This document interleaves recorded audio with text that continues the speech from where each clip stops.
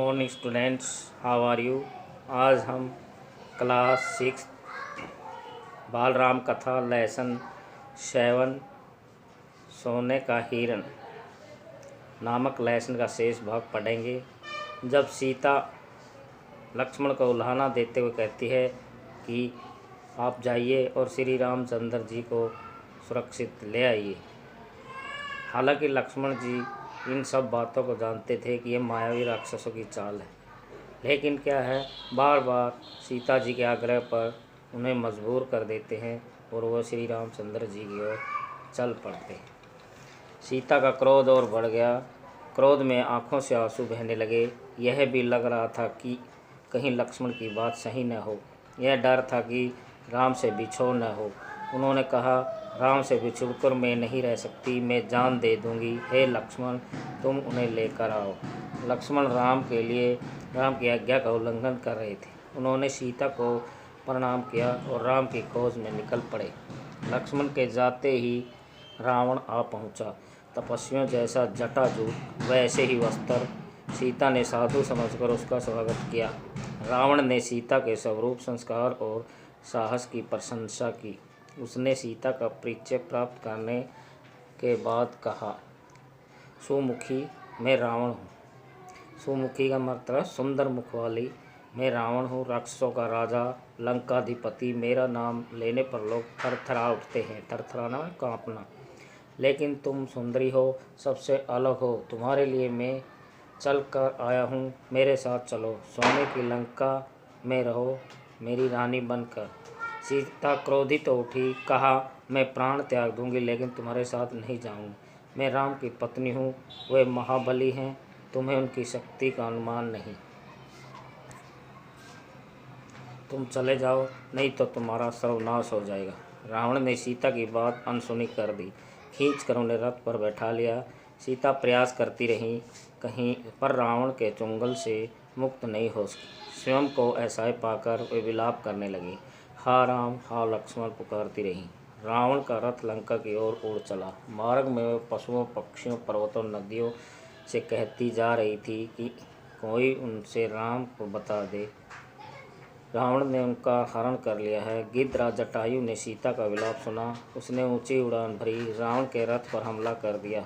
वृद्ध गिद्धराज ने रथ अक्षत विक्षत कर दिया, रावण को घायल कर दिया और क्रोध में रावण ने जटायु के पंख काट दिए। जटायु अब उड़ नहीं सकता था, वह सीधे धरती पर आ गिरा। रावण का रथ टूट गया था, उड़ान नहीं भर सकता था।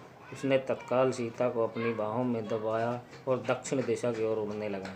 सीता को लगा कि अब संभवतः कोई उनकी सहायता नहीं कर पाएगा। उनका बचाव केवल एक ही था, राम को किसी तरह समाचार मिल जाए। उन्होंने अपने आभूषण उतार कर फेंकना आरंभ कर दिया। यह प्रश्न आएगा कि सीता ने अपने आभूषण उतार कर क्यों फेंकने शुरू कर दिए, ताकि राम को पता चल जाए कि सीता किस दिशा की ओर गई। आभूषण वानरों ने उठा लिए। उन्हें आशा थी कि वानरों के पास यह आभूषण देखकर राम समझ जाएंगे, उन्हें पता चल जाएगा कि सीता किस मार्ग से गई। रावण ने सीता को आभूषण फेंकने से नहीं रोका। उसे लगा कि सीता शोक में ऐसा कर रही है। कुछ ही समय में रावण लंका पहुंच गया। वह अपने धन वैभव से सीता को प्रभावित करना चाहता था। उन्हें लेकर वह सीधा अपने अंतपुर में गया। राक्षसियों को सीता की निगरानी करते रहने को कहा और बाहर निकल गया। थोड़ी देर में वह फिर लौटा। सीता को घूरते हुए उसने कहा, सुंदरी, मैं तुम्हें 1 वर्ष का समय देता हूँ। निर्णय तुम्हें करना है। मेरी रानी बनकर लंका में राज करोगी या विलाप करते हुए जीवन बिताओगी। रावण ने सीता को कितना समय दिया था? 1 वर्ष। सीता बार बार रावण को धिक्कारती है, राम का गुणगान करती है। रावण को क्रोध आ गया। तुम्हारा राम यहाँ कभी नहीं पहुँच सकता, तुम्हें कोई नहीं बचा सकता। तुम्हारी रक्षा केवल मैं कर सकता हूँ। मुझे स्वीकार करो, लंका में खुशी से, सुख से रहो। पापी रावण, राम तुझे अपनी दृष्टि से जलाकर राख कर सकते हैं। उनकी शक्ति देवता भी स्वीकार करते हैं। मैं उस राम की पत्नी हूँ जिसके तेज और पराक्रम के आगे कोई नहीं ठहर सका। तेरा सारा वैभव मेरे लिए अर्थहीन है। तूने पाप किया है, राम के हाथों तेरा अंत निश्चित है। राम की इतनी प्रशंसा सुनकर रावण तो चिंतित हो गया। उसने सोचा खरदूषण को मारने वाला अवश्य शक्तिशाली होगा। उसने तत्काल अपने 8 सबसे बलिष्ठ राक्षसों को बुलाया, कहा तुम लोग पंचवटी जाओ, राम और लक्ष्मण वहीं रहते हैं, उनका एक समाचार मुझे मिलना चाहिए। दोनों पर निगरानी रखो, मौका मिलते उन्हें मार डालो। उधर सीता को पाने के लिए रावण ने अपनी योजना बदली। उन्हें अंतपुर से निकालकर अशोक वाटिका में बंदी बना दिया गया।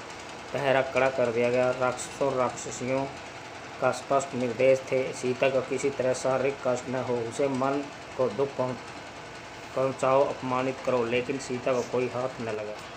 रावण ने सब कुछ किया, पर सीता का मन नहीं बदला। वह बार बार राम का नाम लेती थी, शेरों के बीच हिरनी की तरह बैठी रहती थी, डरी सहमी रो रो कर दिन काट रही थी। सोने के हिरन ने सोने की लंका में पहुँचा दिया। यहाँ से उन्हें राम की बचा सकते थे। धन्यवाद।